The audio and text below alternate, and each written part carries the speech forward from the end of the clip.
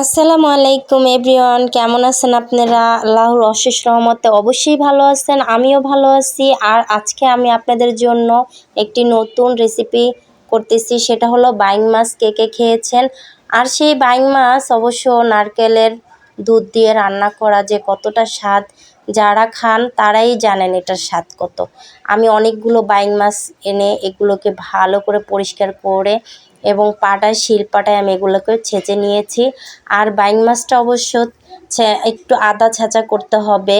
তারপরে আমি এগুলোকে একটু কেটে কেটে নিয়েছি ছোট ছোট করে। তারপরে আমি এখানে আমার দেশি স্বাদ পেজ আছে, ওই পেজে অবশ্য আমি এই মশলাগুলো বিক্রি করি।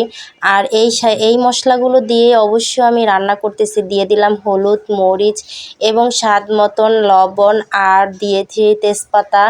এরপরে দিয়েছি আমি তেল দিয়ে তারপরে মাখিয়ে এটাকে ভালো করে আমি এখানে আসলাম। তেলের মধ্যে এটাকে ভালো করে পেস্টটাকে বেরেস্তা করে নিব আলাদা করে।